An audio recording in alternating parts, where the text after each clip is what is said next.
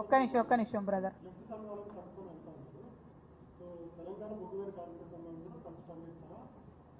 నేను తెలంగాణ బొగ్గు గని కార్మిక సంఘం ఇప్పటికి కూడా నేను గౌరవ అధ్యక్షురాలుగానే ఉన్నాను. కాబట్టి క్షేత్రస్థాయిలో ప్రభుత్వానికి వ్యతిరేకంగా పనిచేస్తున్న ప్రతి ఒక్కరు, అది టీబీజీ కేసు కావచ్చు, హెచ్ఎంఎస్ కావచ్చు, అందరం కూడా కలిసి పనిచేయాల్సిందే. మీరు చెప్తారా? సింగరేణిలో కామ్రేడ్స్ ఆల్రెడీ మేము తయారు చేసినాం. ఏంటిది? సింగరేణి కార్మిక సంఘాల ఐక్య వేదిక.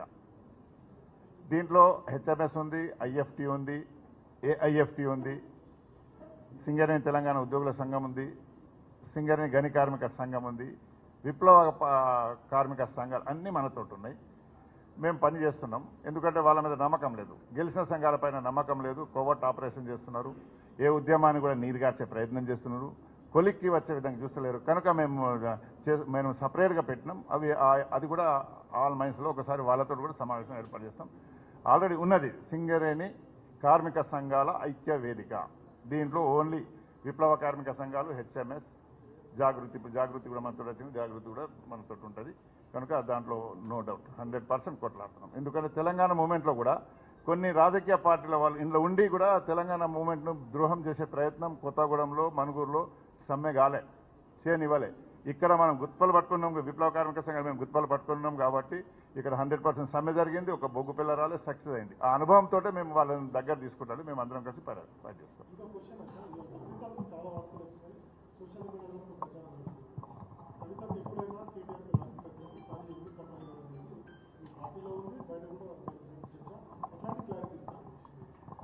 ఏదో అడిగినావు కదా బ్రదర్ ఇందాక.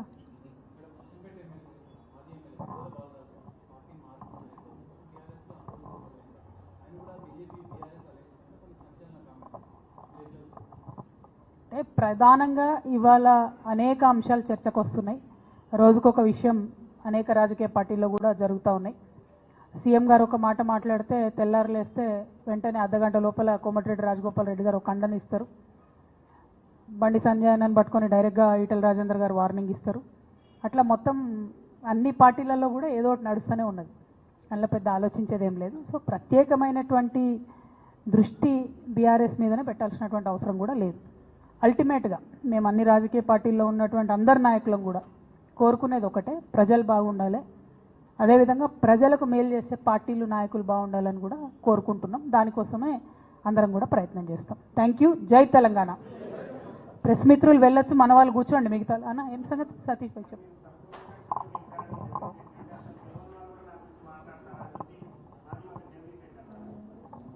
పోనీలేవే పాపం, వదిలేసి. అయితే ప్రెస్ మిత్రులు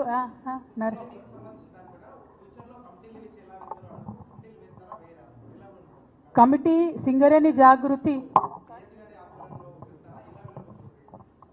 బ్రదర్, ఇది ఒక అలయన్స్ అంటే ఏంటిది?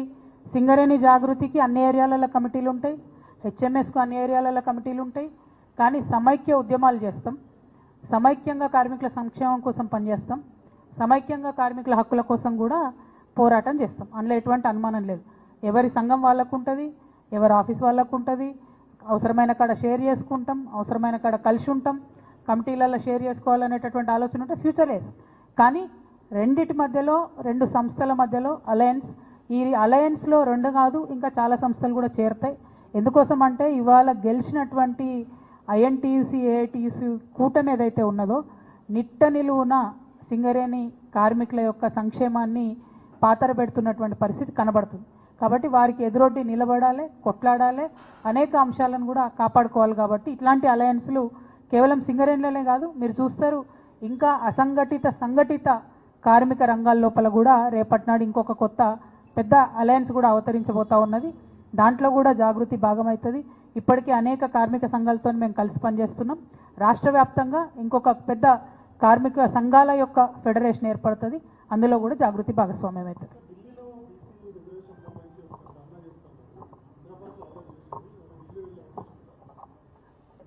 ఢిల్లీలో ముఖ్యమంత్రి గారు మాట్లాడినటువంటి మాటల మీద నిన్న ఈరోజు కూడా బీసీ సంఘాల ఆధ్వర్యంలో మేమందరం కూడా సమావేశం పెట్టుకుంటా ఉన్నాం. మా యునైటెడ్ పూలే ప్రింట్ నాయకులు, కార్యకర్తలు అందరూ కూడా వాళ్ళ ఒపీనియన్. మీ అందరికీ తెలుసు, సింగరేణి అనేటటువంటిది తెలంగాణ రాష్ట్రంలో మనం కొంగు బంగారంగా భావిస్తాం. ఒకనాడు కరువు కాటకాలతో ఉన్నటువంటి మన ప్రాంతంలో ఏ జిల్లాలో ఎక్కడ కరువు ఉన్నా సరే పట్టెడు అన్నం కోసం వస్తే బొగ్గుబాయే ఆనాడు అన్నం పెట్టినటువంటి పరిస్థితి సింగరేణిలో ఉండే. మన బతుకేంది అంటే దుబాయ్ బొంబాయి బొగ్గుబాయి అని చెప్పుకున్నటువంటి పరిస్థితి ఉండే. ఆనాడు ఎట్లా ఉండే అంటే మనకు ప్రకృతి ఇచ్చినటువంటి వరప్రసాదం సింగరేణి బొగ్గు కాబట్టి ఏ జిల్లా వాళ్ళు అక్కడికి వచ్చినా సరే ఫిట్నెస్ ఉంటే జస్ట్ సింపుల్గా పరుగు పందాలు పెట్టి ఒకప్పుడు ఉద్యోగాలు ఇచ్చి కుటుంబాలను ఆకలికి మాడిపోయి చనిపోకుండా కాపాడుకున్నటువంటి చరిత్ర సింగరేణికి ఉన్నది. బ్రిటిష్ వాళ్ళ కాలం నుంచి మరి ఈ బొగ్గు తవ్వకాలు మొదలైనప్పటికీ